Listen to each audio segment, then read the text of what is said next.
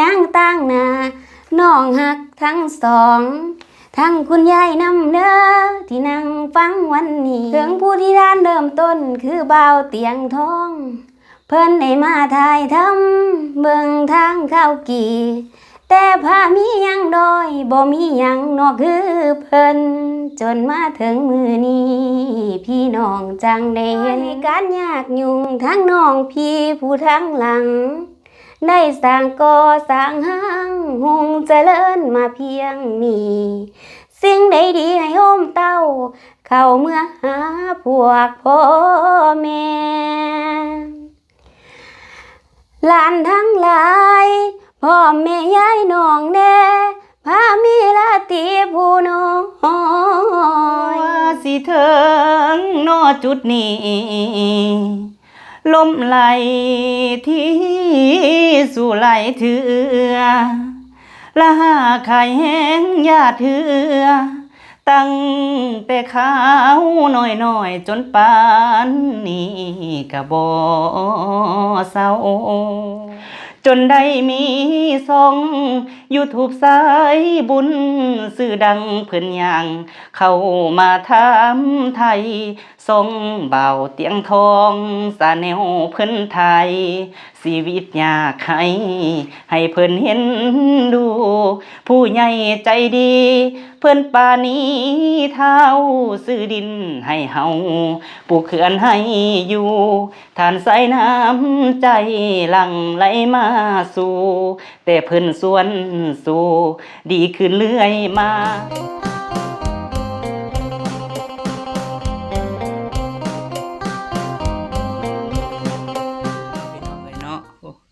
ทางเอื้อยอ้ายสบายดีเด้อเอื้อยอ้ายเด้อจานหยาดฝ้ากับไอ้น้อยสบายดีเด้อวันทองเด้อพี่ทั้งพี่ก็ได้เบาเก่งสบายดีเด้อโดยลาตีสักผ้าอยู่นอกพี่น้องเอ้ยกินน้ำลังกำลังสิแล้วเนาะในตู้สบายดีอยู่ดีมีแห้งอยู่เนาะวันนี้ลูกหลานทางใต้พุ่นพี่น้องเอ้ยจักหน่อยเนาะกินข้าวแล้วจังสิคำควรให้มื้ออื่นก็สิได้กลับแล้วเนาะมื้ออื่นนี่ก็ได้เนาะเอ้ยเนาะอ้าวงามใดยามนั่นมาซอยเวียกน้องๆเอากินข้าวเอากินรสอ่ะโดยพาพี่น้องเอ้ยได้อยู่แนวกินรสเอ้ยกินน้ำกันเด้อพี่น้องโดยมาพี่น้องเอ้ยกินข้าวน้ำกันกินข้าวแรงข้าวสามัคคี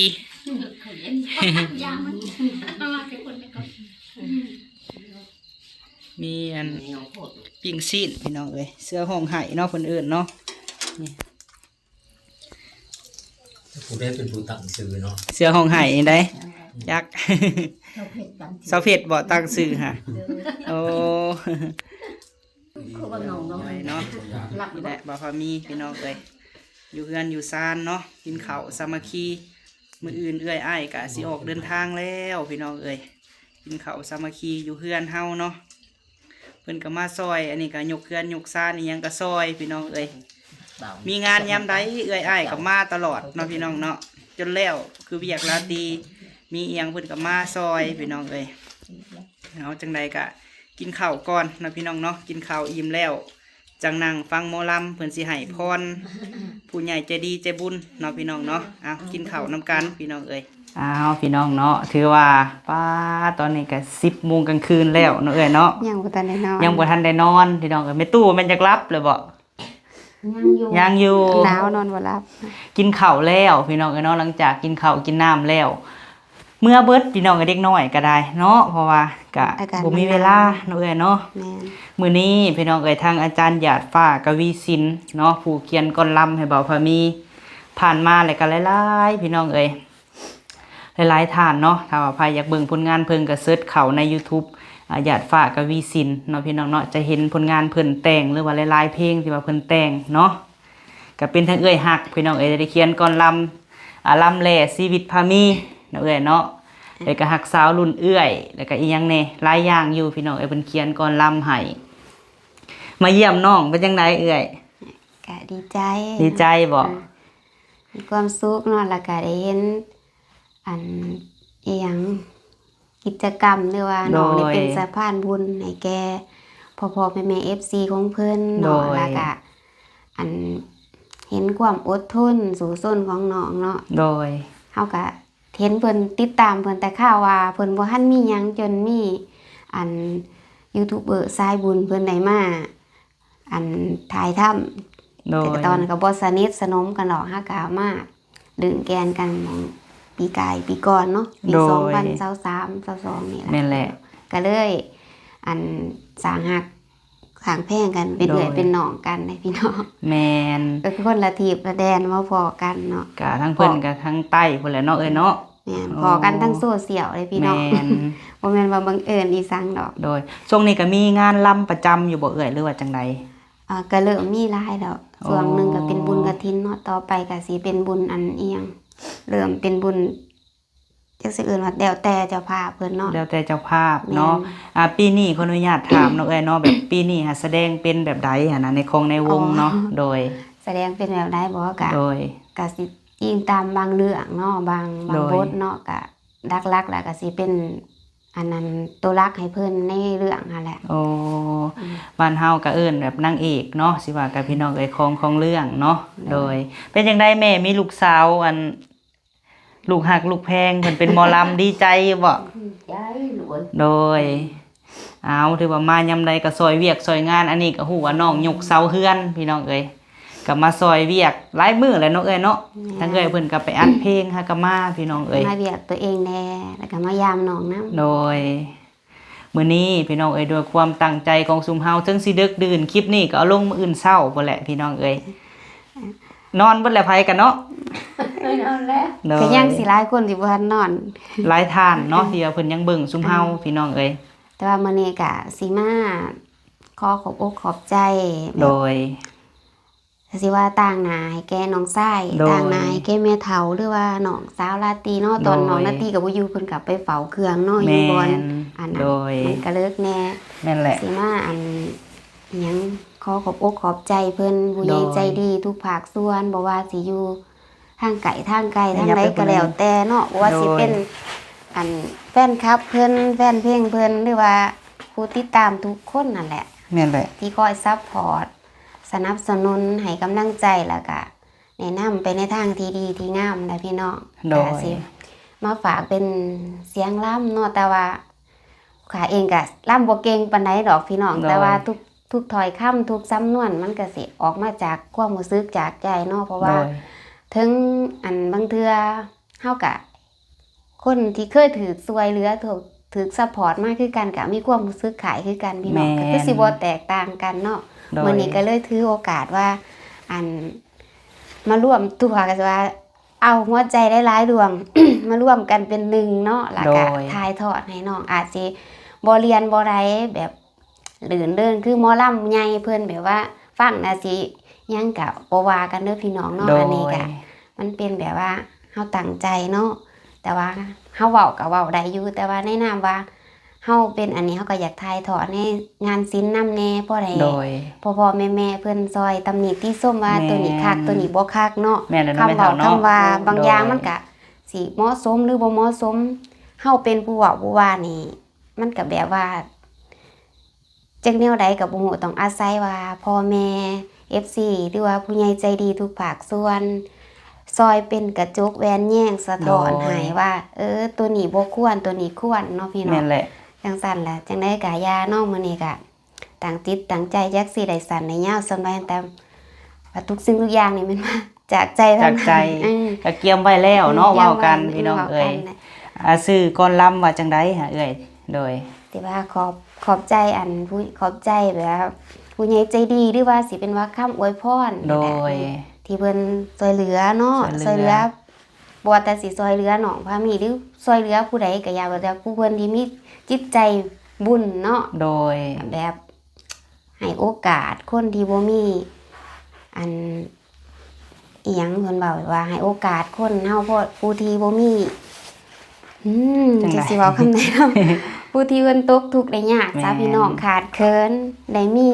บ่อนทำมาหากินได้สร้างเนื้อสร้างตัวเนาะแล้วก็เฮ็ดให้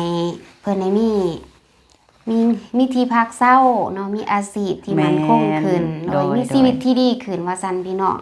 อันนี้ก็แล้วแต่บุญของผู้ที่ถือเพิ่นช่วยเหลือได้เนาะ แม่น อันนี้แล้วแต่บุญของไผ โดย ของลาวเนาะแล้วก็ แล้วแต่น้ำจิตน้ำใจของพ่อๆแม่ๆเนาะมันก็ว่าบ่ได้แม่นสิน้อยหรือหลายก็ถือว่าเป็นบุญอันประเสริฐเป็นน้ำใจที่ยิ่งใหญ่มหาศาลที่ว่ามันก็เฮ็ดให้ซุ่มเย็นเฮ็ดให้ถือหญ้าถืออิหยังที่มันถือน้ำจิ้มใจล้นใส่มันก็สิเกิดดอกออกผลไปในจุบงามไปในทางที่ดีพี่น้องเนาะวันนี้ก็สิลองว่าได้ เยี่ยมเลยบ่แม่เฒ่าฟังลำค่ะ อันนี้ที่ว่าแบบม่วนซื่นเล็กน้อยเนาะเฮาก็บ่ซีเรียสว่าหมอลำบ่มีแค่นซื่อนะหมอลำขาดแค่น คือว่าคลิปนี้พี่น้องเอ้ยบ่าวพามีก็ตั้งใจให้เอื้อยหยาดฟ้ากวีสินเนาะอวยพรให้ผู้ใหญ่ใจดีใจบุญทุกท่านเด้อพี่น้องเด้อที่ว่าจื้อซื่อเพิ่นแน่แล้วก็บ่จื้อแน่ เฮาก็ เนาะ สิเว้ารวมๆเอาเนาะ โดย แต่ว่าเพราะว่าเฮาก็บ่จากเพิ่นเด้ โดย เฮาก็เพียงแต่ว่าเป็นตัวแทนก็แม่นแต่ว่าก็ตั้งใจเนาะก็บ่ได้ว่าหยังดอก เอาสิฝากให้เป็นลำลองเนาะเอ้ยเนาะ ลำลองพี่น้อง โด กะ ย ยังบ่เก่งดอกแต่ก็ แต่ว่าก็สู้ โดยเอาสู้ ต็ม ๆเนาะ ที่อ่ะ อ่ะ ลองฟังดึงเด้อพ่อแม่เอ้ยโอ้ยละโนโอ้ยละโน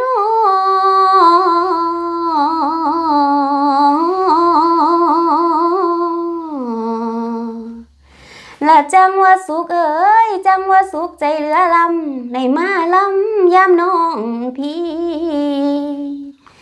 กราบสบายดีFC บ่าวพามีน้องลาตี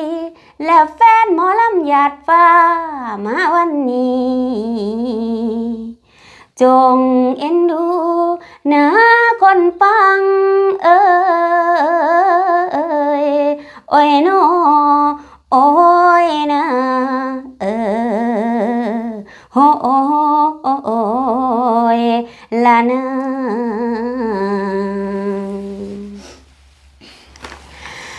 อันนี้ฟังเอาเด้อทานลานลำสิได้ว่า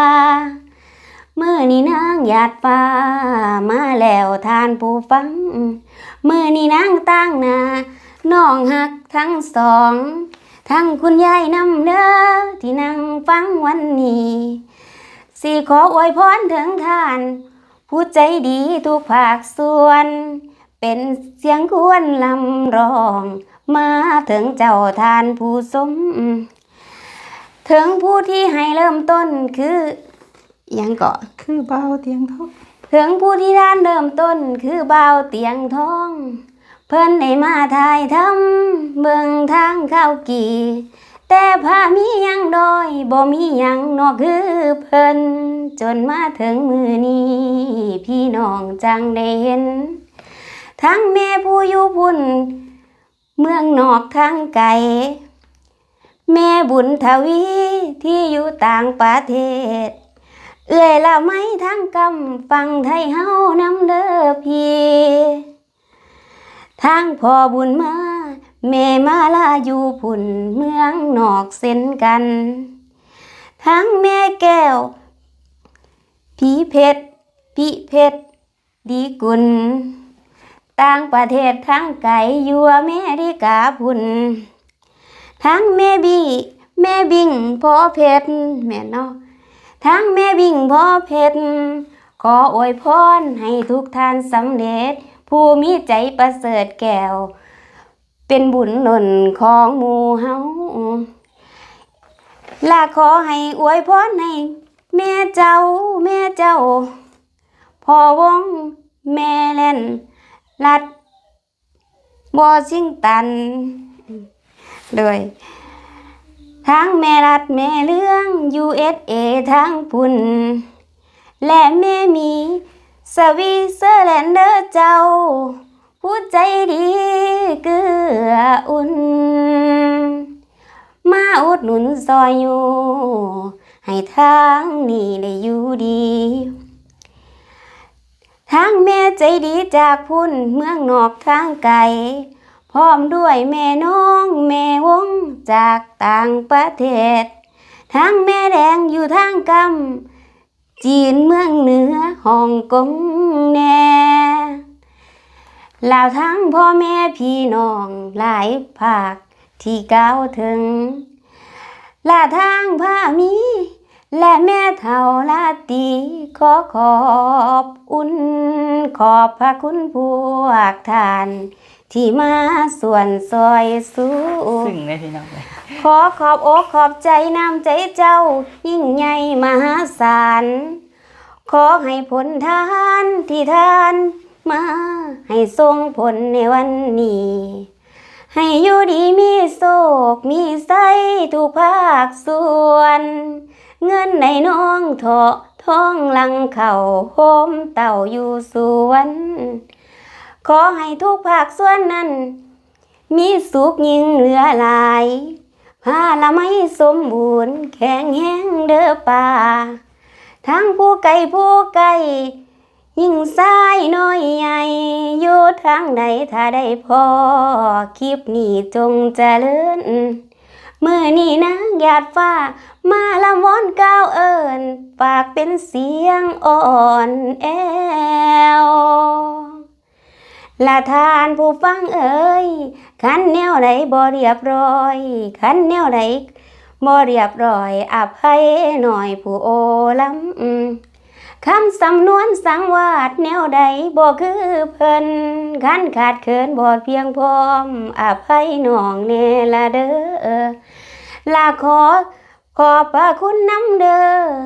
ที่แฟนฟังคอยอยู่สวยโอ้ยเดโนให้ร่ำรวยทุกทั่ว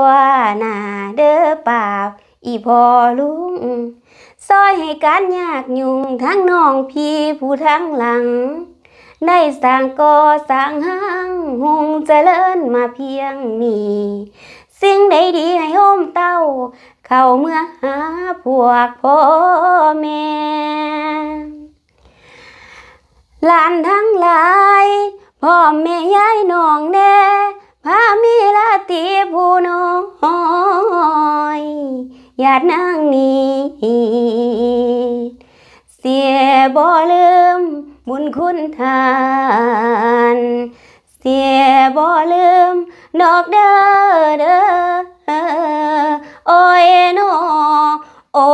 ยนะโอ้โอ้ยละนะโดยสาธุเด้อเนาะขอขอบอกขอบใจขอบบุญขอบคุณพ่อแม่ FC ของบ่าวพามีน้องลาตรีหรือว่าของญาติฟ้าน้ำก็ดีเนาะล่ะก็พ่อแม่ป้าลุงเอาอาทุกภาคส่วนบ่ว่าสิเป็นยิ่งชายน้อยใหญ่อยู่ไกลอยู่ไทยอยู่ลาวหรือว่าอยู่ต่างประเทศที่คอยสนับสนุนเนาะซัพพอร์ตครอบครัวน้องพามีเนาะแล้วก็อันหรือว่าครอบครัว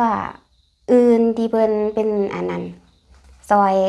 โดยอันนั้นให้บ่าวพามีเป็นสะพานบุญซอยเหลือให้พี่น้องก็ขอให้สิ่งที่เพิ่น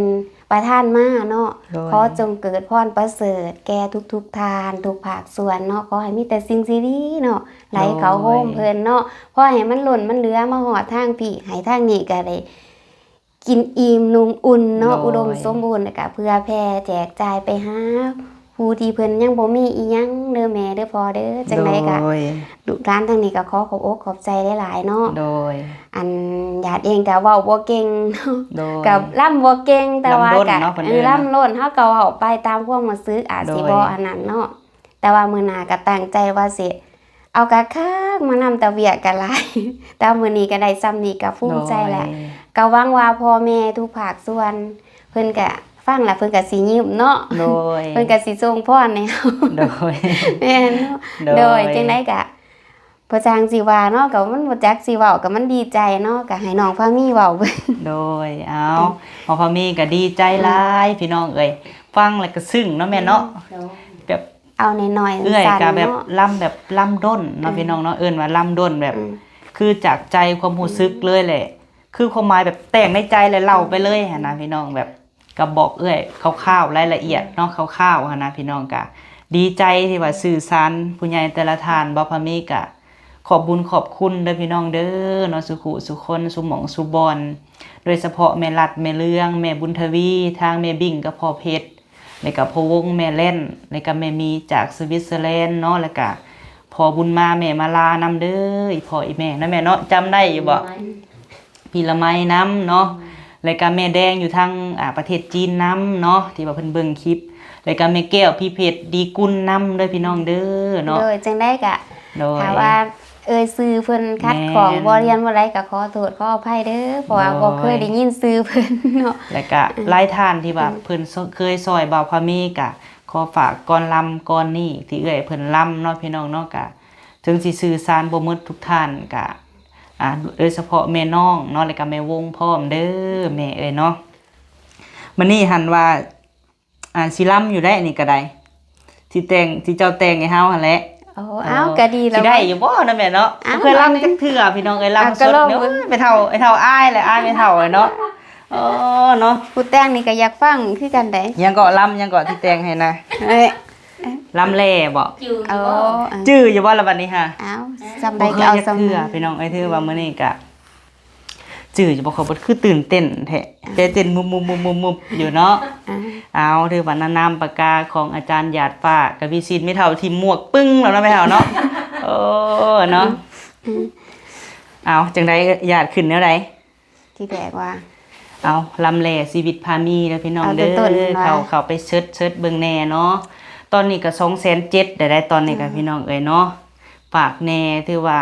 ก่อนลำก่อนที่ว่าชีวิตพามีก็แกะออกจากใจเลย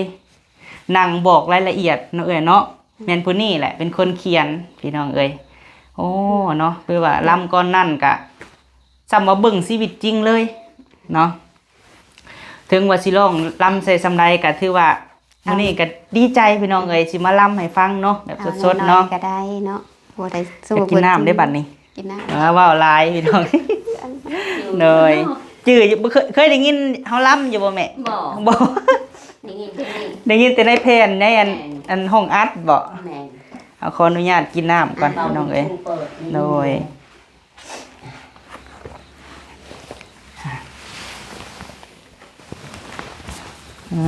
อยู่ใกล้อาจารย์เนาะ โอ้ยยังสิว่า โดย ตอนนี้บ่แม่นอาจารย์กับลูกศิษย์เด้อพี่น้องแบบ เอาเนาะ ใหญ่น้อง ลองเบิ่งพี่น้อง คร เอ้ บครัวย เดียวกัน คือตื่นเต้นแท้เนาะเกิดมาศาสตร์นี้พามีสุดที่ลำบากพ่อแม่แยกจากภาคนี้บ่หวนคืนหังทิมให้พามีกับลาตีห้องให้ของทางอยู่กับแม่เฒ่าลาวเบิ่งบักหลาอีนางเพิ่นเลี้ยงมาจนใหญ่และสัวสิเถิงนอจุดนี้ลมไหลที่สู่ไหลเถือละหาไข่แห้งยาเถือตั้งแต่ขาวน้อยจนปานนี้กะบ่เศร้าและความทุกข์จนแล่นโหมเต่าเข้ามาแวบ่เคยหนีและดีแต่มีผู้ใจบุญที่ซอยหนุนพามีไว้และทานน้ำใจมาให้เท่าลูกกำพร้อยได้สู้ต่อได้สู้ต่อเป็นทั้งแม่เป็นทั้งพ่อให้พามีได้พึงสนจนวันนี้จื้อบ่ลืมโอ้ยเด้นอพระคุณทานโอ้ชีวิตพามีเกิดมาแสนอนาถาแต่นาโตเฮาลำบากแต่น้อยเป็นกำพร้อยแต่เยาพ่อแม่ของเฮาเพิ่นแยกทางห่างลา แม่จากนี้ไกลตอนใด4 ปีปล่อยให้พามีลาติโซกาจนถึงวันนี้ยังบ่หวนคืนมา8 ปีต่อมาพออีกนานี้ไก่ป้าลูกให้ยายแม่เท่าลาวเลี้ยงเออเออเออเออเออเออ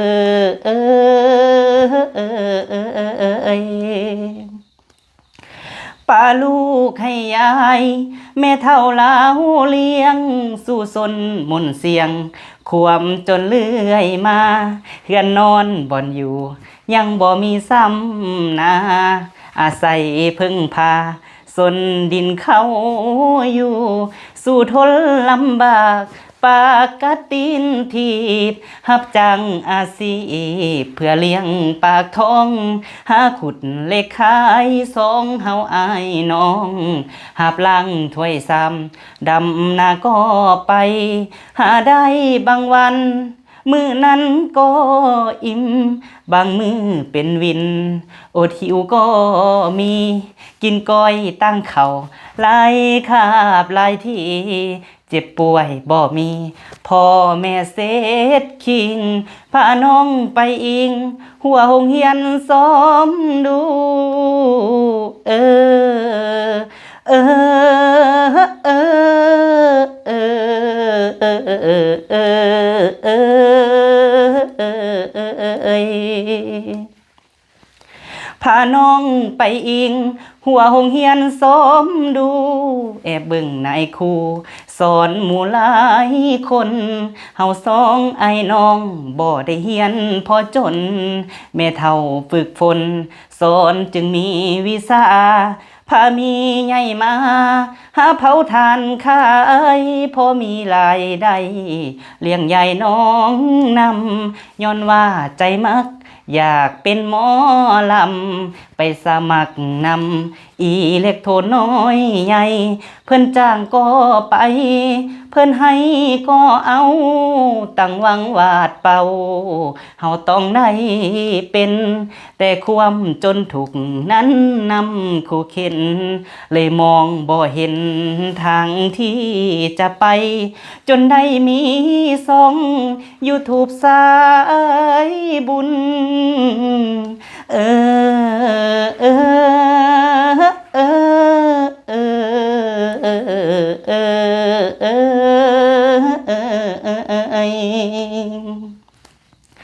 จนได้มีส่อง YouTube สายบุญสื่อดังเพิ่นอย่างเข้ามาถามไทยส่งเบาเตียงทองสาแนวเพิ่นไทยชีวิตยากให้เพิ่นเห็นดูผู้ใหญ่ใจดีเพิ่นปานีเท้าซื้อดินให้เฮา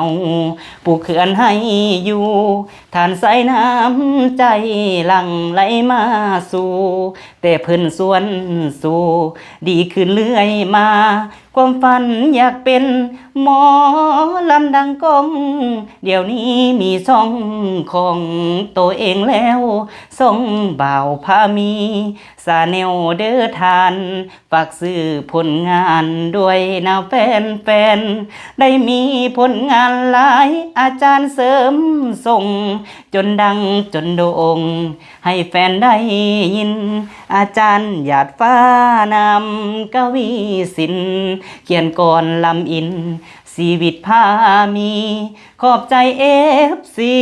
พี่น้องทุกท่านเออเออเออเออเออเออ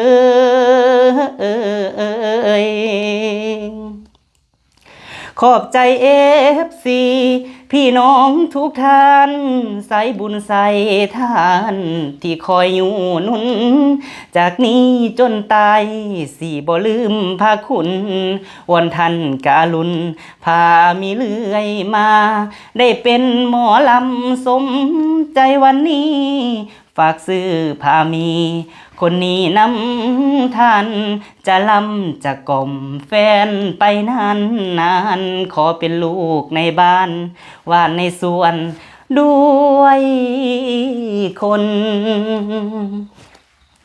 เคยจนแย่แต่วันนี้สดชื่นเคยจนแย่แต่วันนี้สดชื่นย้อนท่านหนึ่งลุกขึ้นจนยืนได้อย่างงามฝากซอยคำหมอลำไม่ไว้ดังให้โด่งดังปังไก่ดังเขาในเด้อพอขอเป็นลูกในเฮือนนำแน่เป็นพ่อแม่ให้เท่าพามีได้พึงพิงดังตืมลูกสิบ่ลืมหลงสิเป็นหงส์หรือกะสิปอลืมพระคุณท่าน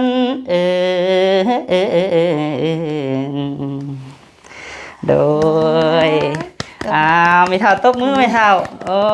ยเนาะคือว่าป้าพี่น้องเอ้ยกั้นในตอนนี้ฮะกั้นแบบกั้นน้ำตาพี่น้องเอ้ยพี่น้องบ่เก่งอยู่บ่